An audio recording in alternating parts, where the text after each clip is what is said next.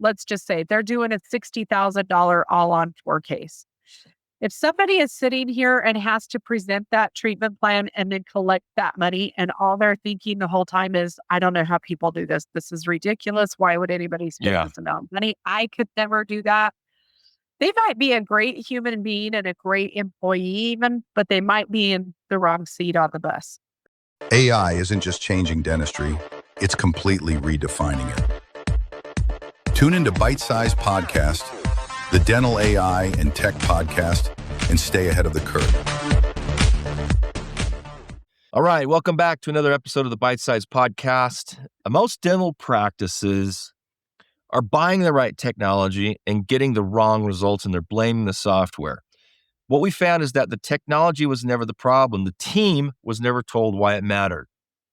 Laci Phillips Newland is our guest, and she is a dental practice consultant who has spent her career solving the problems that most software companies pretend don't exist.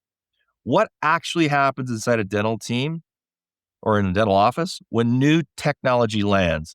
She works directly with the practice owners and their teams to close the gap between a doctor buying something exciting at a conference, like a tool, and actually changing how the practice runs versus the implementation. So we're going to talk today about fear, implementation failure, and what real change management process looks like in dentistry.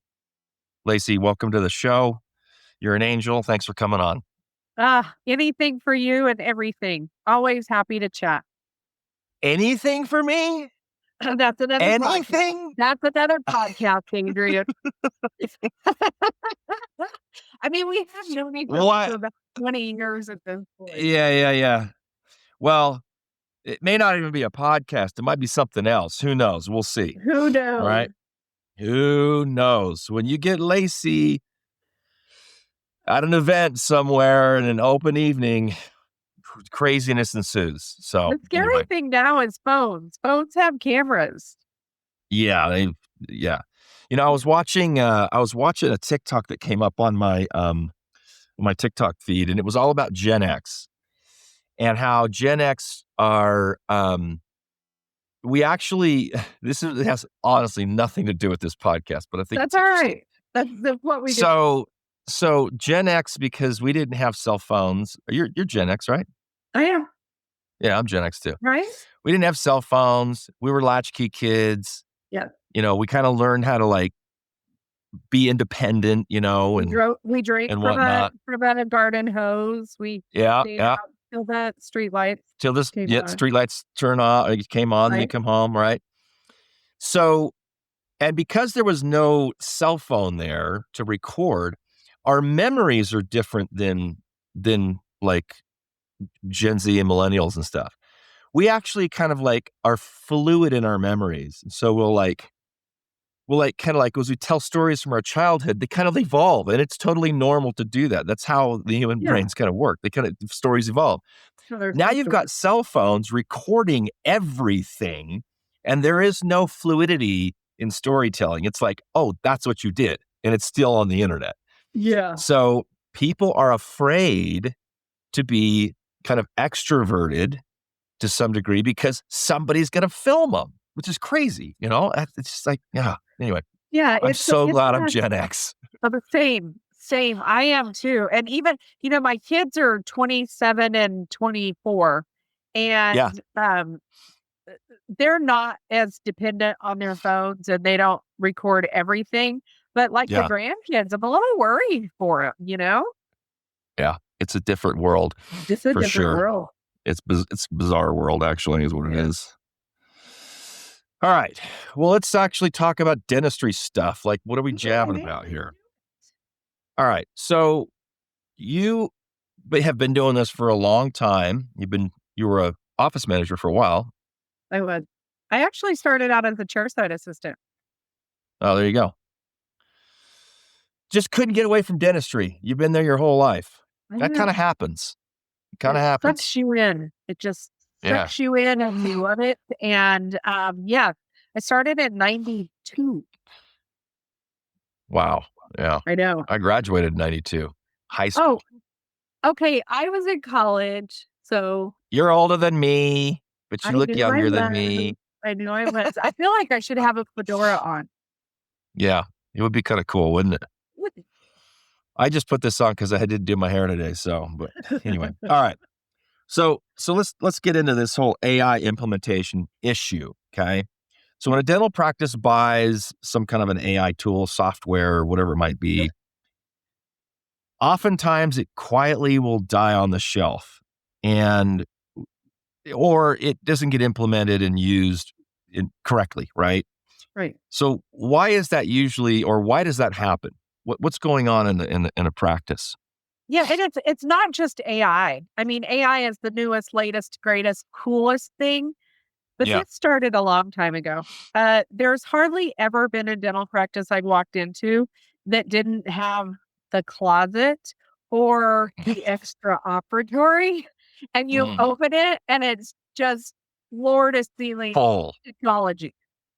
Technology, tools, things that haven't been implemented. So AI is the newest thing that's sitting on the shelf. And I think here's the problem. We as leaders do not have a conversation prior to the buy, much less after the buy, and really have team buy-in. And we should all know at this point, without the team, without the buy-in from the team, it's never going to happen. No. And so for me, it's a lack of communication, truly. So the doctor goes and they buy something or they sign up for some service at an event or whatever it might be, and they come back and they hand it off to their team, and the doctor is kind of expecting the team to implement. Okay. Right.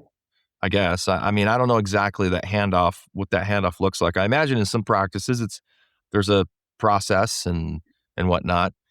But the responsibility, and I think in a practice that is not led well or managed well, the responsibility falls onto the team for implementation with with expectations that are out of line. Is that fair to say?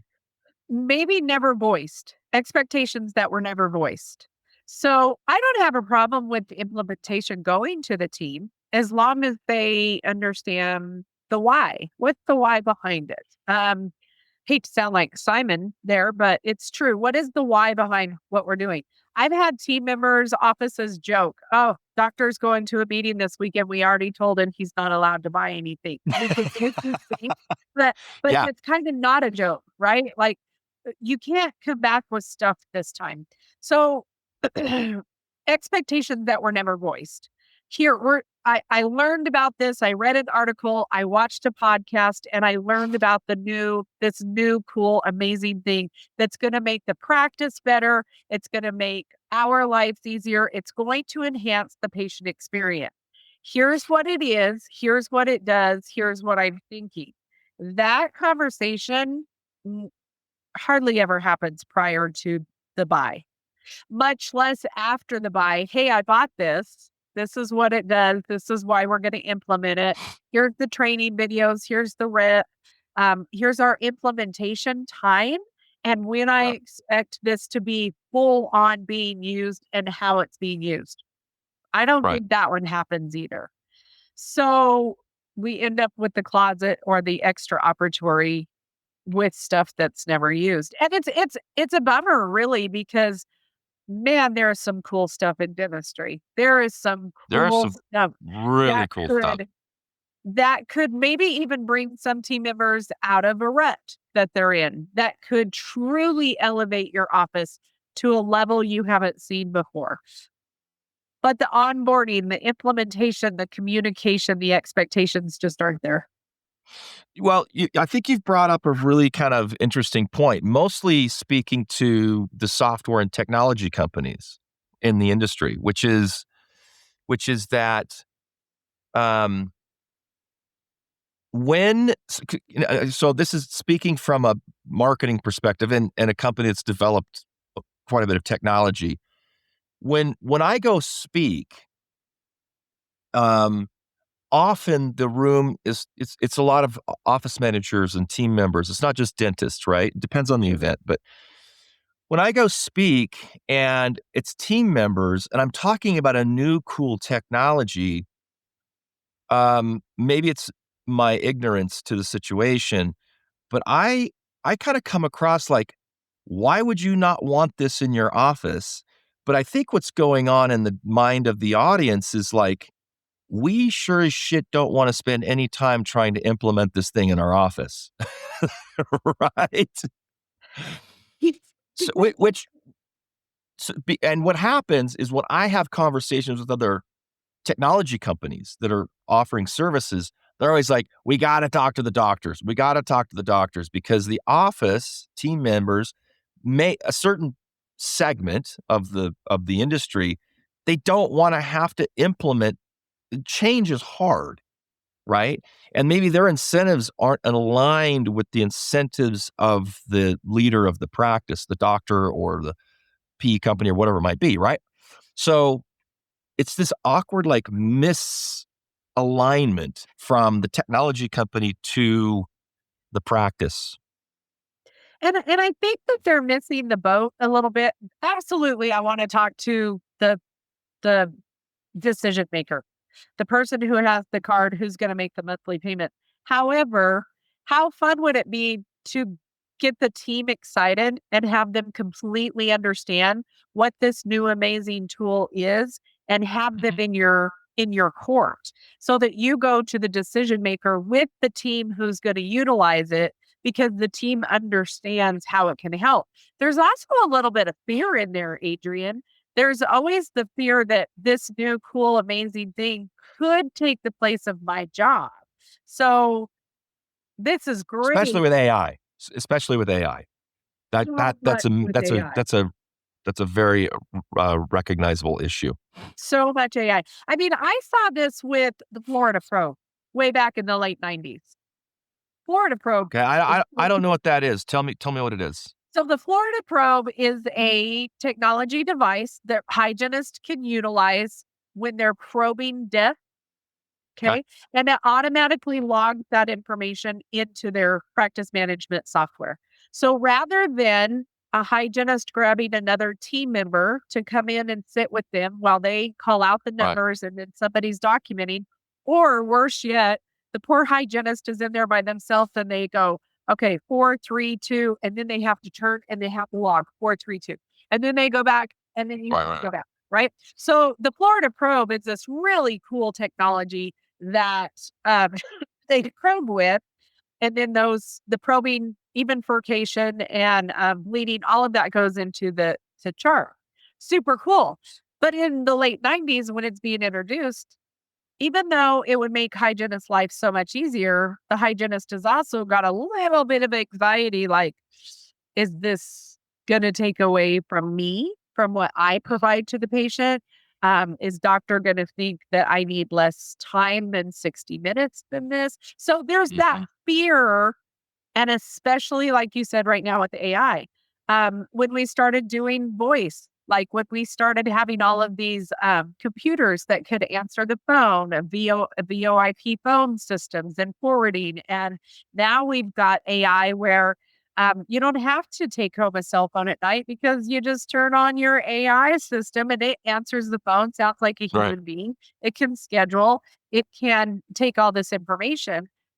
It's kind of scary to somebody who truly doesn't understand. For me, technology has always been, it should take the place of the mundane things that we do every single day that don't motivate us and put us in a rut.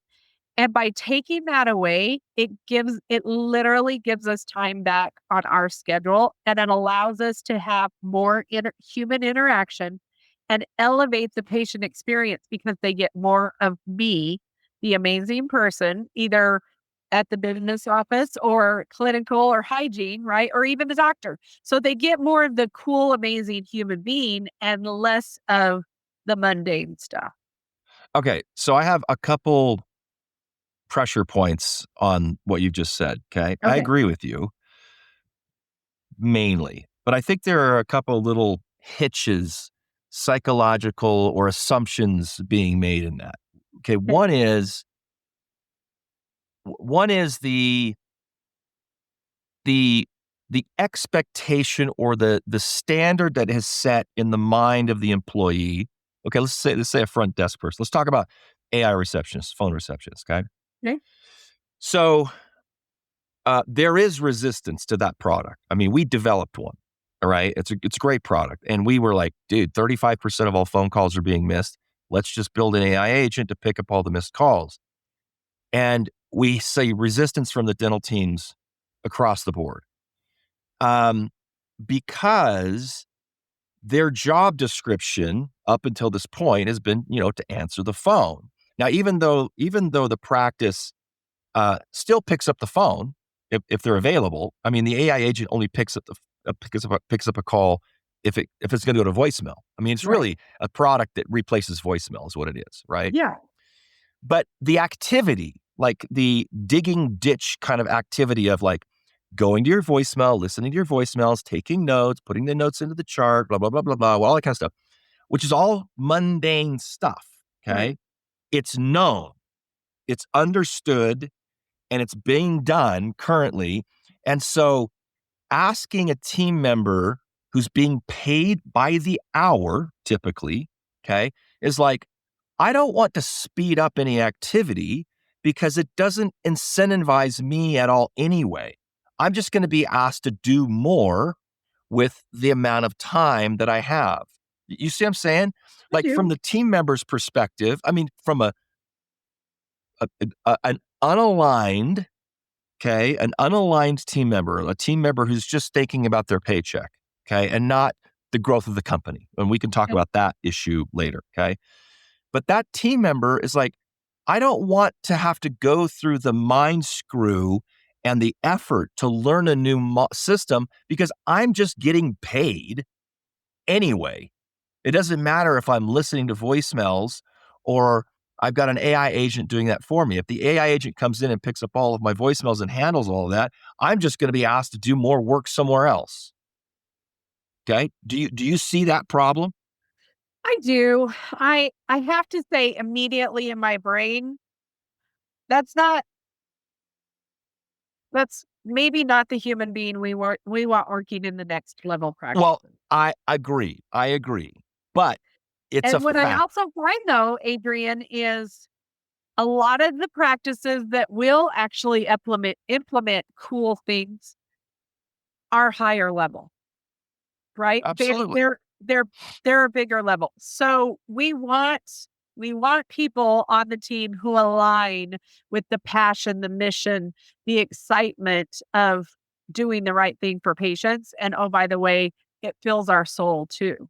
If we're talking, maybe a heavy PPO practice, maybe somebody who they're seeing 20 to 30 patients a day, and it's Right. a revolving door, I think you might be more likely to find that there. But these practices who are truly taking technology and AI to the next level and see it, I don't know that you're going to have as much of that attitude, but we've certainly seen it 100%. Okay. All right. So it's fair to say that it is happening and it's a culture, a practice culture or communication issue. Okay. All right. I had one other concern here or pressure point on what you said, which is, and now I'm forgetting it. Oh, I lost it. Oh, I lost it. Well, It's I have a gone. point to what you were making. It'll come back to you. You'll Okay, menopause keep going. already. You'll be fine in a Yeah, minute. yeah. I'm premenopausal. So I think you guys actually brought your voice stuff to me a long time ago and said, "Hey, can you check this out? What do you think of it?" And I thought it was all great, but I remember this conversation.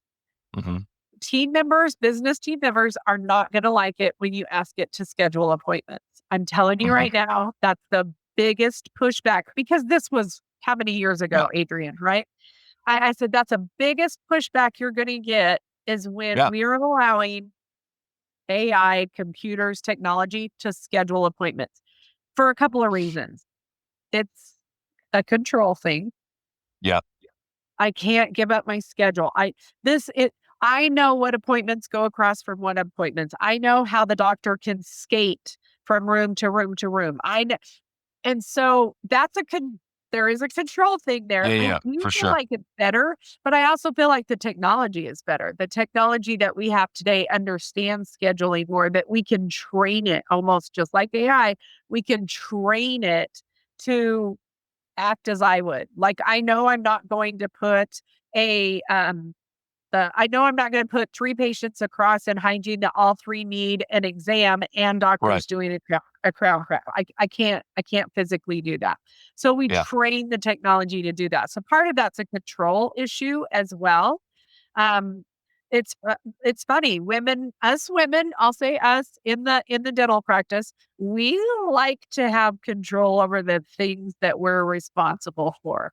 And when Sure. you You, say an yeah. outside unknown entity is going to come in and take over some of that, that's not a good feeling for us. Comes back to communications, expectations. What's this really going to do? And it's going to allow me more time with the patients. We hear it time and time again. Patients, especially in dental practices, they're like, why am I paying $34 for a periodic exam when the doctor was in there for 2 minutes?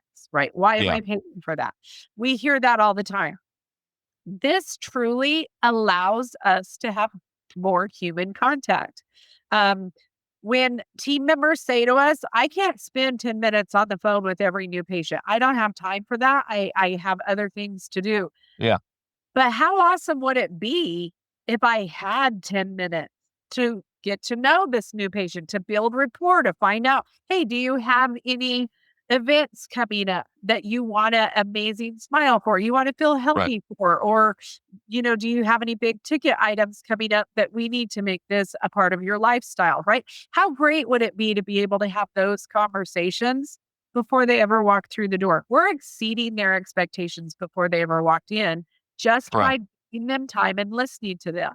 Technology and AI will do that if you allow it.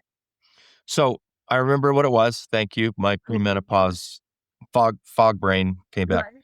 So that's my pitch. When I talk about Annie, our AI receptionist, or I talk about online scheduling, or I talk about, automating your social media or whatever it might be. Okay. That's always what I'm saying. I'm always saying, look, we're trying to take the mundane tasks, remove them from the team, automate them to give the team more time to focus on the patient. AI is never going to replace the human to human interaction. It will never Right. happen. Okay. But it can automate everything else, and it's coming, right? It's happening. But my question is this, is if you automate a lot of those mundane tasks, freeing up 10, 20, 30% of the front desk's time, okay? The front desk. Do they end up just getting more mundane tasks that they weren't able to get to that are not automated, or do they actually spend more time with the patients? Because my sense is that the goal of spending more time with patients gets lost in the bajillion tasks that they weren't able to get to, even though you automate some of them. You see what I'm saying? I I mean, do you do. end up really getting to the point where the practice is more patient focused? I mean, does it happen? Have you seen that happen? With great leadership, it does. Because here's what happens. I am still to this day shocked at how many business team members don't have a job title or clear job responsibilities. When we don't, we tend to make up things to fill our day. Right, We find right. tasks, we find things to do, we find things that we think needed to be done. When in fact, if we have clear job responsibilities and expectations on the daily, weekly, monthly, quarterly, and annual, then I don't need to find something to do. Also, I'm more effective and efficient, and I can get things done more timely. And when I am face to face, human to human, I'm truly giving them a piece of me and listening to a piece of them, because in my head, I should be calling AR. I should be Yeah. following up on old balances. AI can do that now. Right. So I would even recommend to these teams, let's make a list that needs human interaction, that deserves human action. Let's make a list that doesn't. Then let's figure Okay. out what technology, what AI can take the place of the things that don't need human action, And then I can devote more time. It's a process, Adrian. It goes back to exactly what you said. If we just buy stuff and bring it back to the office with no clear plan or expectations on what we're doing with it, this is what happens. Okay, so you're kind of like talking about a bottom up to a top down strategy, meaning that if you sit down with your team and you make the list that you've talked about, I mean, this is probably something that you do with your clients, I would imagine. You make a list and you say, okay, what should we automate, which then will allow us as a team to improve patient care or relationships with our patients or whatnot, and then go find the software that solves the problem, rather than the doctor coming back saying, we're now using this, and because this is why it's going to be important. And then the team is like scrambling to figure out, it's a misalignment. Or So they're not scrambling because they don't care and they're not going to they don't implement it. care. Right. I could tell you the same thing is happening right now in my company. Okay. And we were actively implementing AI automation through the way that we deliver our social media and our SEO services and so forth. And I ran into this problem. I got super excited about this copywriting automation system that I had kind of like mapped out. And so I went to my business partner and my COO and I said, we need to do this. This is going to save us a ton of time, and we're going to get a better product. We're going to have better copywriting. Okay, if we do things this way. So top down, I went to my manager that manages all of the teams and said, we're doing this. And it got tons of resistance, and not just direct resistance, like dragging feet resistance. Okay. Because the chain of changes that had to happen were, I just saw it as like, dude, this is like obviously what we need to do. Right. Let's do it. It's better for our clients. It's better for the company. Let's just do it. Right. But I wasn't looking at from the bottom up. I wasn't looking at like, oh, we're going to have to do this different. We're going to have to change the role of hey, I got a thumbs up. We're going to have to change the role, change the role of this person. We now are going to cut out all these steps, but like there were like 50, 60 different like little tiny changes that have been built into those systems for years. Sure.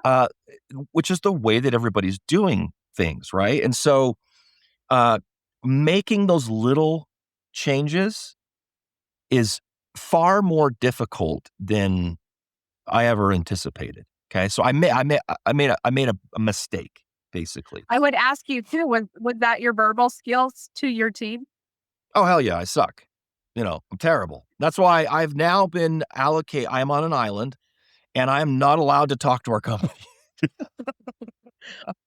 Adrian, don't talk to your employees.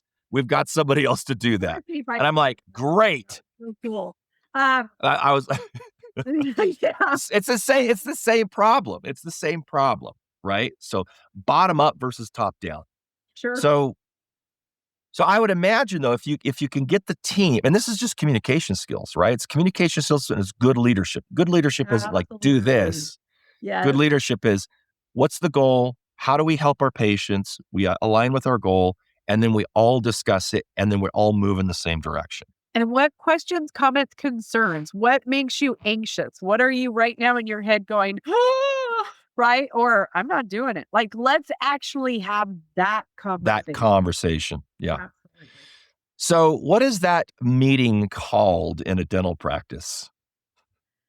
When you go to a practice, it's all discombobulated. You've got a dentist who's maybe not a great leader. Sure. Okay. Which is, being a great leader is difficult. Like, Sure. I'm not a great leader, right? It's very, very hard. It takes a really fantastic communication skills and leadership skills.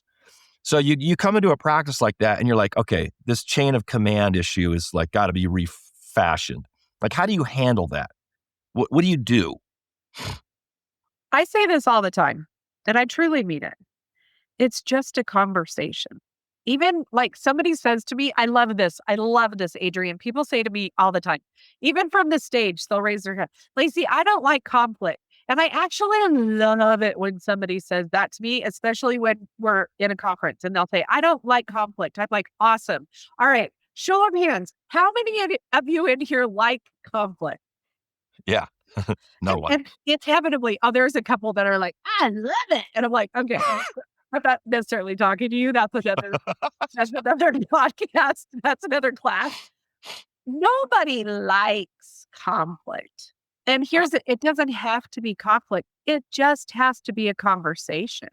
Take a deep breath and say, I'm just going to have a conversation with my team. And I promise you, the more and more and more you do that, the less and less and less it's conflict and the less and Yeah. less and less it's uncomfortable because the team knows, oh, my leader, my doctor, my owner, they want to hear from me. They want to know what's working and what's not working and whether or not this will. They want to know that I'm anxious about this because it's just a conversation. And it's also okay to say, I may not have all the answers to your question. You may not walk away from this feeling completely okay with what I'd like to do, but my goal is that you feel better.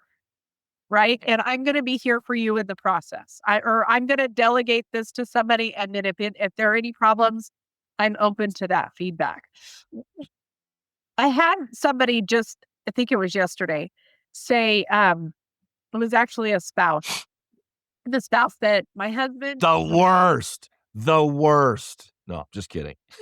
well, it was kind of cute because she even said, no matter how hard I try or what I do, they just look at me like I'm the spouse. And I said, and they always will. I'm sorry, but like you could be the coolest person in the entire world. But when you step into the practice, you're the spouse, right?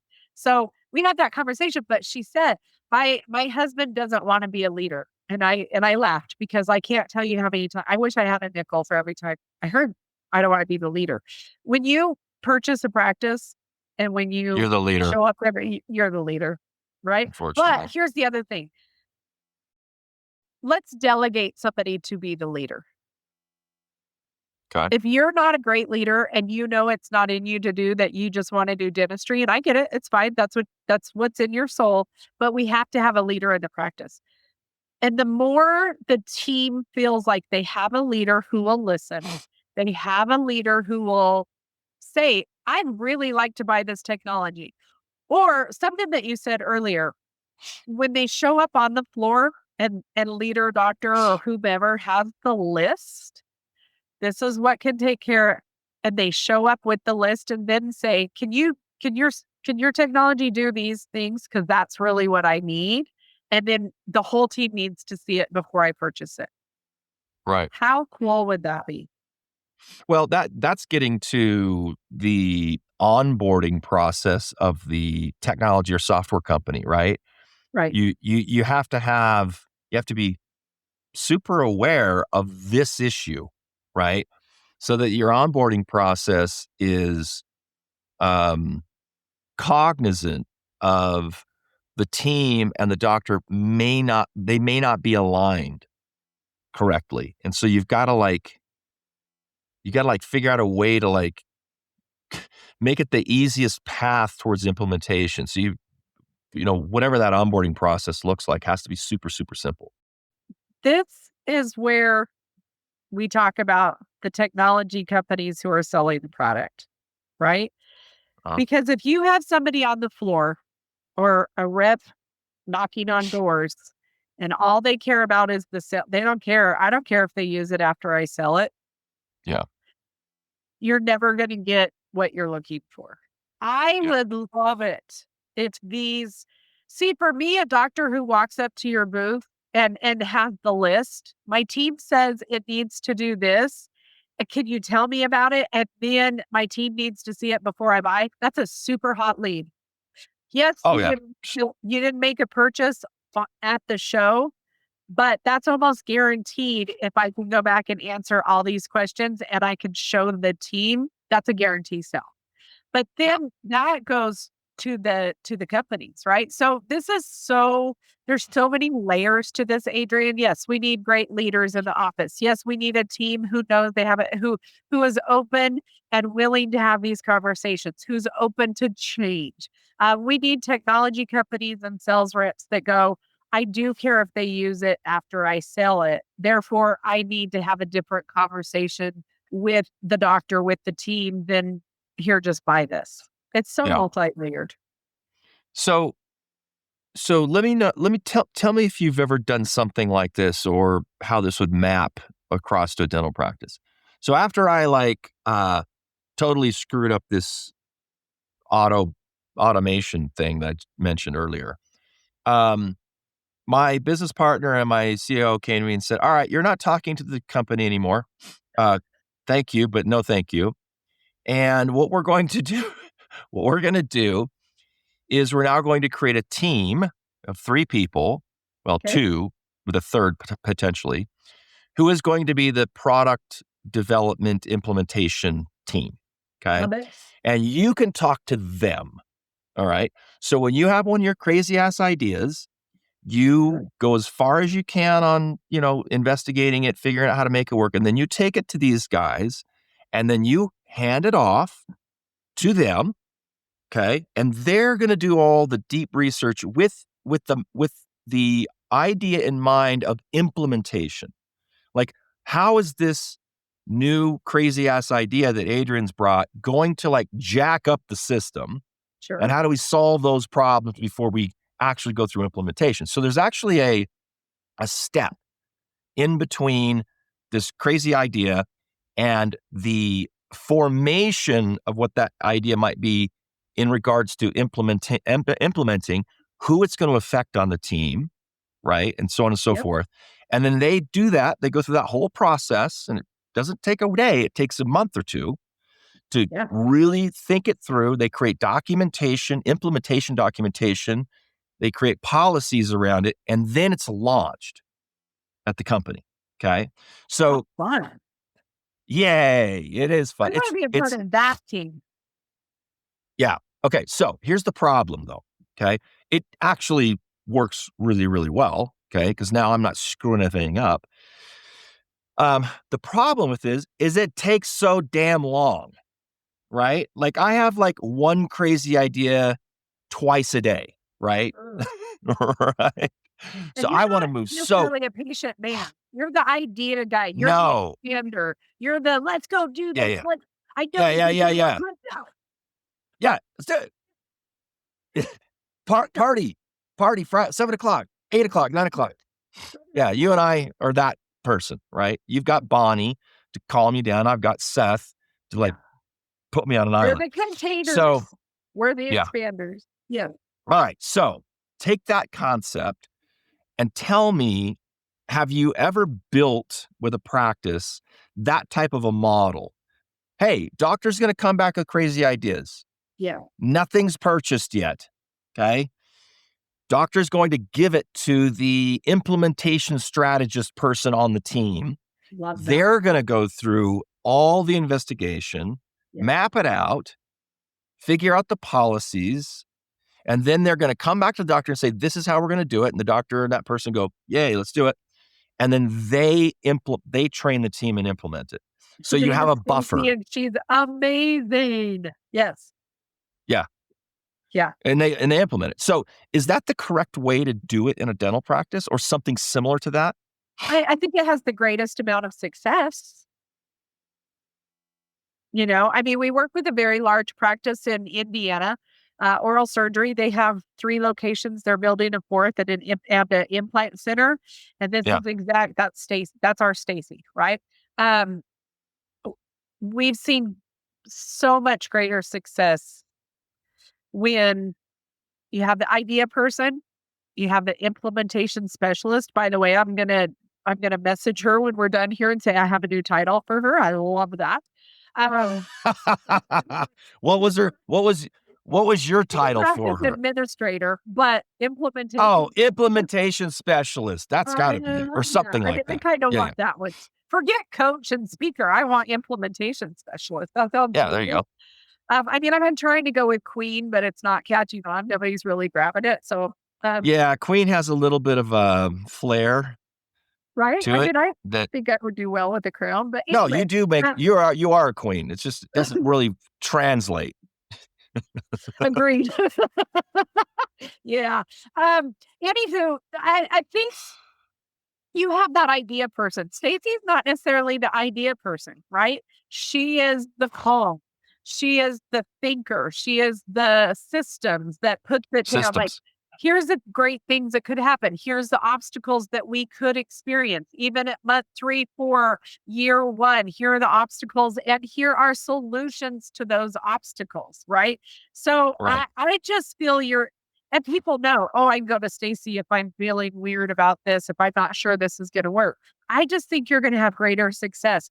The biggest reason why is because it's a system and because Yeah. somebody does it and somebody's held accountable and it gets done. Yeah. Yeah. And actually implementation is such a longer process than what you ever expect. I mean, I literally had a meeting with my business partner and the COO just the other day. I'm like, dude, we got to move quicker, man. We need somebody else on the team to help move this shit along, right? Yeah. We've got like, I am like watching all this AI software development, and it's going so fast you can't keep up with it. And I'm just like, oh, we got to do this. We got to do this, right? And so, um, there are we can't move fast enough to keep up with all of the opportunities that are out there. Sure. The problem with that is that if you can't get one concept to move through the process of implementation and the system set up properly, you just running around in circles, you know? So one of the things that we've discussed is, look, we're going to implement something quarterly, I love it. right? Yeah. Don't you like you on the front end looking at all these crazy ideas need to realize that the process outside of just seeing the great idea actually takes 3 months to implement or 6 months or whatever it might be. And so what that does is that forces you, it gives you a constraint in the way in which you change your company. And Mhm. the constraints are really important because they help narrow and focus your directives with what is most valuable. So I could come to my team and I could say, here are 5 ideas. And I think they all need to be implemented. And they're like, okay, great. Well, we'll get them all done by next summer, Thanks, and in 18 Adrian. months. Right? Yeah. See ya. Exactly. And so maybe there needs to be some kind of an expectation on a timeline inside of a dental practice that when a new piece of software comes in or an idea or concept like that, it's like, okay, great. We're going to spend the next 5 months getting the systems built, integrated, everybody changing their roles, doing things differently. And then once it's all good to go, we've had a month or two of like no problems, come to us with another crazy idea. I love it. Is that But fair? also if you set that up, if you set up the system process from the very beginning that's foolproof, you can come to them every 3 months and they can put it in that system, right? There's a couple of things that you touched on. First, the law of diminishing return. The more goals you set, the more ideas you have, the less likely you are to accomplish any of them. Correct. So one of the things that we do with our clients is either the fourth quarter or at the very beginning of the year, we're going to set one goal. We call it the wildly important goal, the WIG, right? We're going to set, and we didn't come up with that. It's a book we read. We're going to have the office set one goal. And this is when we're having this conversation next year at this time, where do you want to be? What's the big goal? What is it? Growth? Is it implementing another dentist? Is it implementing this technology? Right. So let's say I want to experience a 15% growth in the company by this time next year. Okay. So then we have our big, huge, giant goal. Every quarter, we're going to set 2 to 3 goals or tiers, if you want, that's going to Yeah. get us to that wildly important goal. So every 3 months, you're looking at something different to get you there. I'll Gotcha. just give you a quick example. Young dentist, they want growth. They are building their practice from the ground up. They want growth. So after doing a business analysis and everything for them, we said, okay, growth is your plan. building this business is your plan. Here's what you're missing. A, you need to focus on new patients, the phone, Yeah. everything, the phone call, the bringing them in, the making sure that they have their next appointment. Next thing you have to work on is treatment plan presentation and acceptance, verbal skills, building it, sitting down and having the knees to nose to cross, truly listening. What is it the patient needs? What solution am I fixing? And the third thing, because this was a specialty practice, is marketing. So, and actually, marketing should probably be first, right? What is your ideal patient? We sent them to you, by the way, Adrian. But Thank you. what is your ideal patient? Who are we marketing to? What are the zip codes? Turns out the zip code where the practice is not the zip code of patients she wants. So we need to market outside of her zip code. Referral base, we're including that in marketing, who are not quality over quantity. Quantity. Who are your good referrals? What did that even look like? And let's market to those people. So it was marketing, new patient, and treatment acceptance was the 3 tiers of their wildly important goal. And then you have your accountability. What are we doing to get there? You're assigning somebody a task. You're putting a deadline to it. And then you're holding each other accountable. Are we getting to this point? And all the while monitoring those KPIs to make sure that we're getting the growth that we need to get. It's business sense and it works for any business. So what happens if your wig changes? Give me an example. We want 15% growth in this practice by next year. Conversation happens on January 1st. Okay. On April 15th, doctor says, we're buying another practice. I'm going to go, hold up. It's not what we discussed, right? Before you sign the paperwork, let's have this conversation because this isn't what we discussed at the beginning of the year. It's not what the team bought into. The team is excited about this. We have a plan. Let's talk about the practice. And you know what's funny? This exact thing happened. Wow. And we did not plan this. No. I just nailed it. Female dentist in the southern part of the United States, literally has been in practice for just over a year. She hired us before she even bought the practice. And 3 months ago, she's killing it. I'm so proud of her. She's doing so good. 3 months ago, she came to us and she was like, I don't want to say it, but I'm going to say it. so this opportunity came to me and I feel like I can't pass it up. And we were like, what are we doing? Well, a building came available. It's an amazing opportunity for her. Her goal in life is to have multiple practices. And this one's it's the building and it's really hard for her to pass up. And so Bonnie immediately, all right, let's look at your expenses. We're going to have to adjust some things. Do you plan on opening it anytime? No, I just feel like I should purchase the building now, get another 12 to 18 months under my belt on this one. And then we start talking about this one. But it happens, certainly, but let's have that. Like, we got to completely change her goals for the year because they have daily, weekly, monthly goals, right? So we've got to change all that based off of the expenses because their expenses are fixing to go up. But it has to be a conversation. Yeah. Yeah. So you can change your goals, your wig. You can change your wig. You can change your quarterly goals if necessary. Right. But there has to be some kind of a for me, because you and I are alike and we're kind of crazy and we just come up with crazy ideas. Those goals change all the time, right? It's always the next best great idea. Yeah. And so what I was thinking 2 months ago about, how we deliver our marketing services is not the way that I'm thinking about it now because of all this new development, right?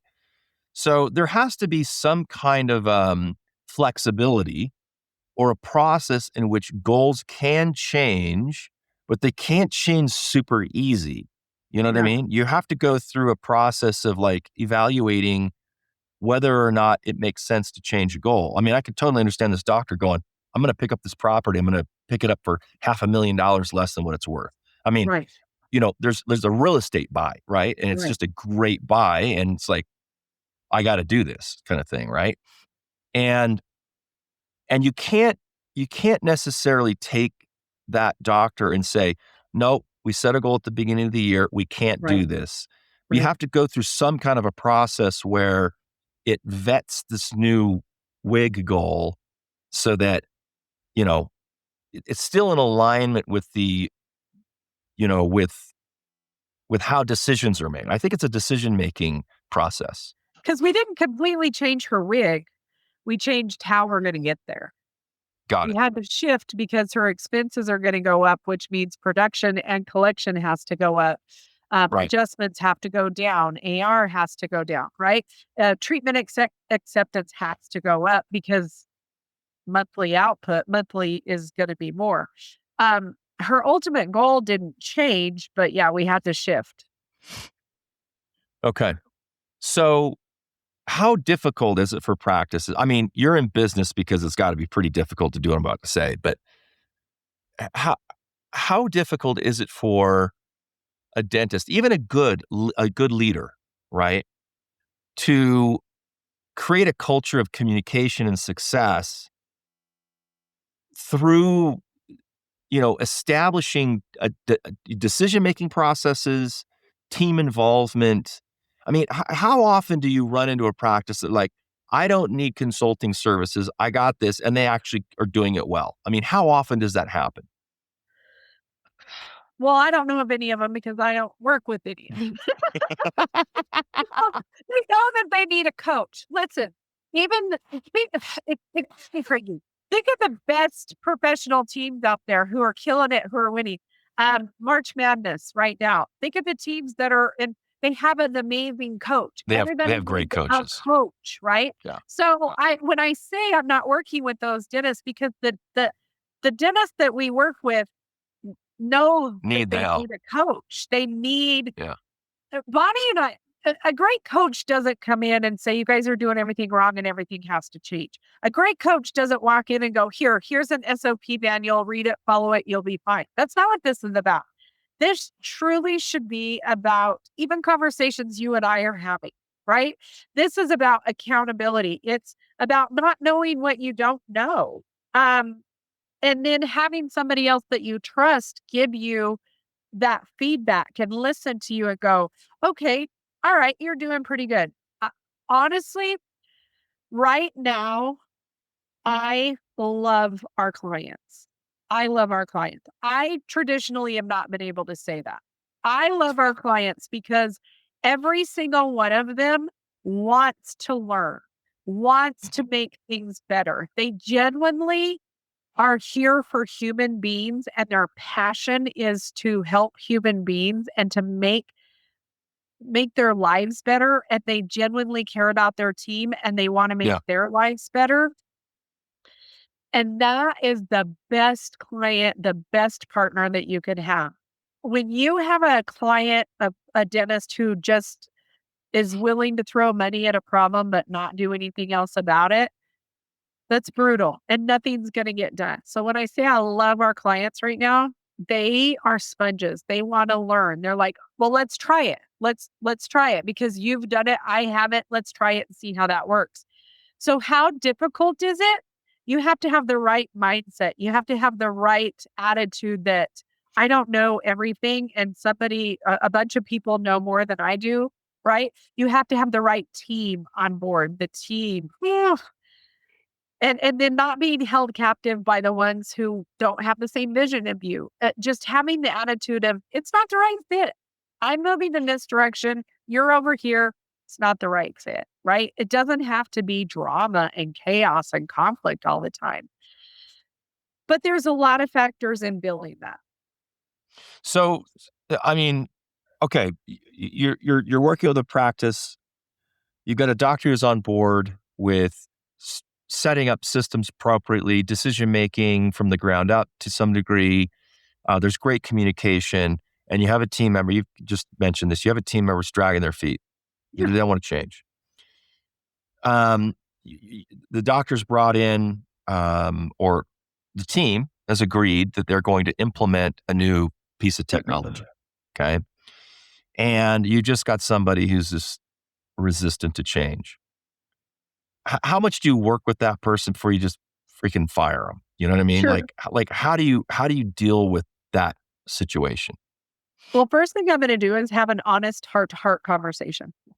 I do this a lot with team members who are in charge of finances, collecting other people's money, collecting the insurance money, the ability to look at the amount of money that they think a doctor is making and be okay with that. Um, because when you see the large amount, like for an oral surgeon, let's just say they're doing a $60,000 all on four case. If somebody is sitting here and has to present that treatment plan and then collect that money, and all they're thinking the whole time is, I don't know how people do this. This is ridiculous. Why would anybody spend Yeah. this amount of money? I could never do that.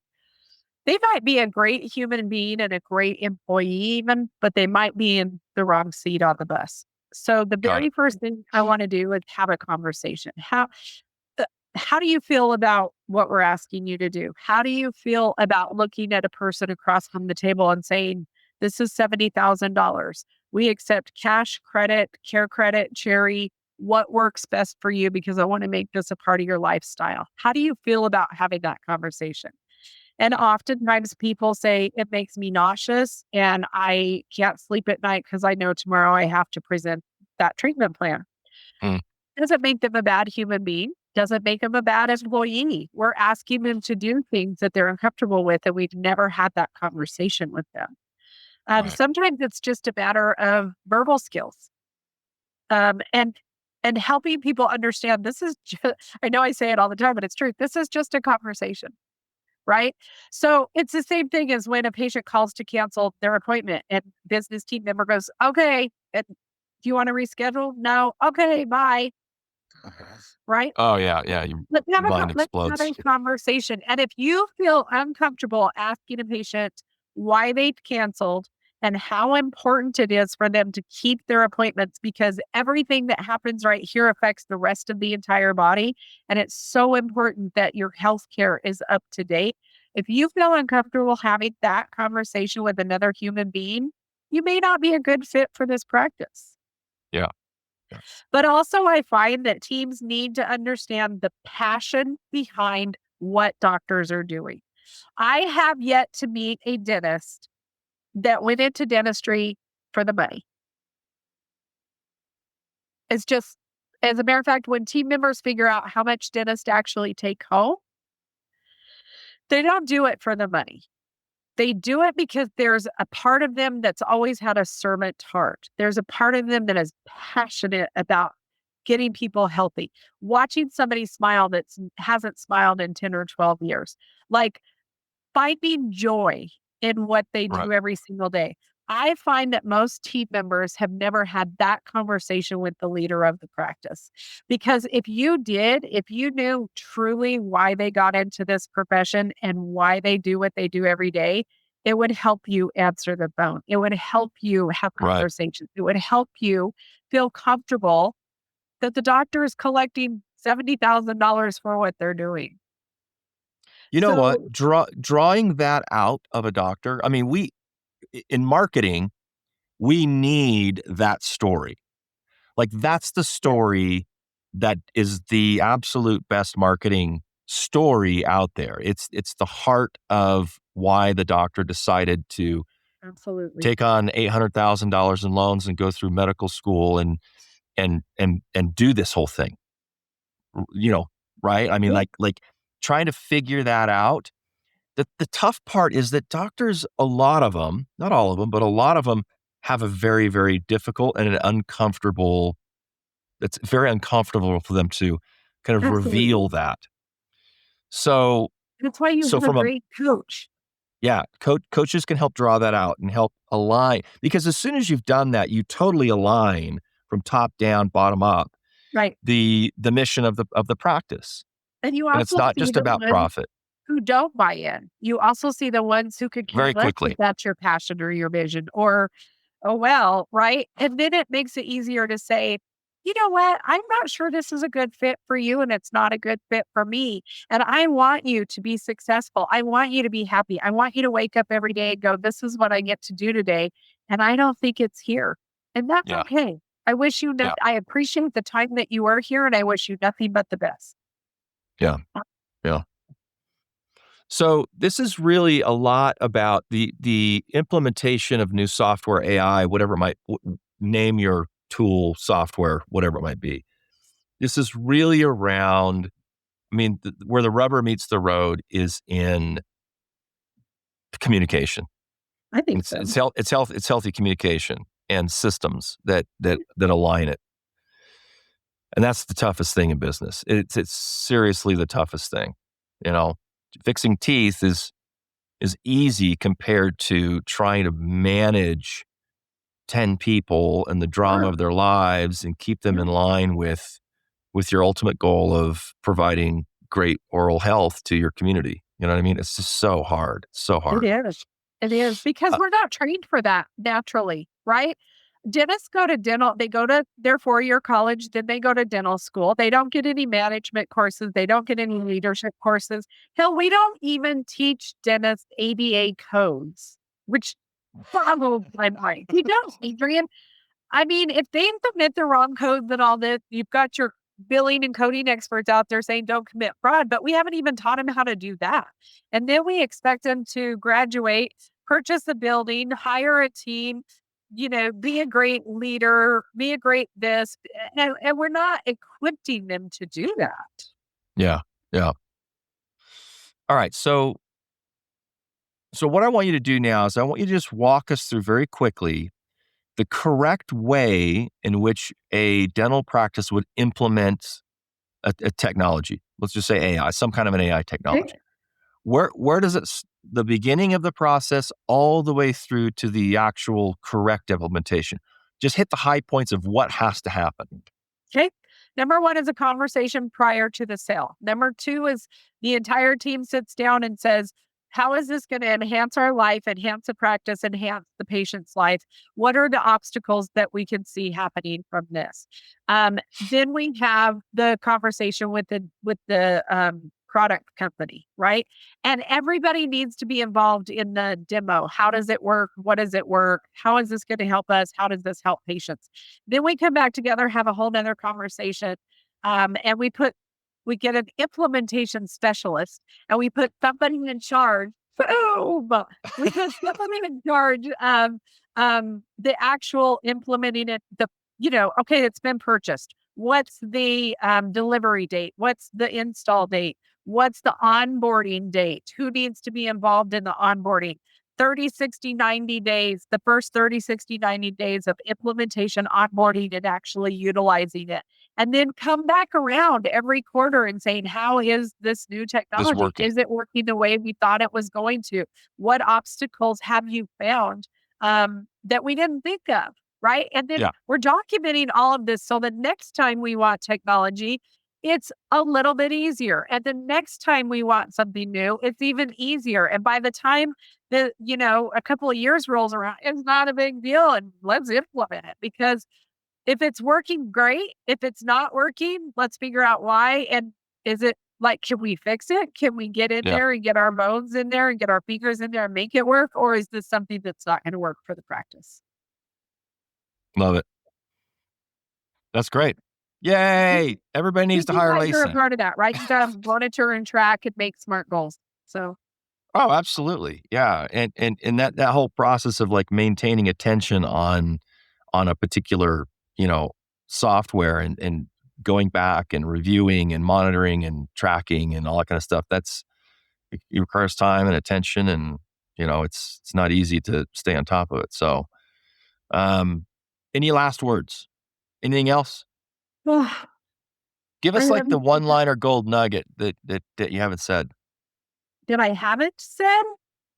Yeah. Adrian's awesome. Okay, good. Well, I'm there. That was awesome. That's work with Adrian, talk to Adrian, get on his podcast because it's so much fun and he's the best. Integrity at its finest. Okay, now for reals. For realsy. I mean, I think I've said most of the things that I say all the time. You don't know what you don't know.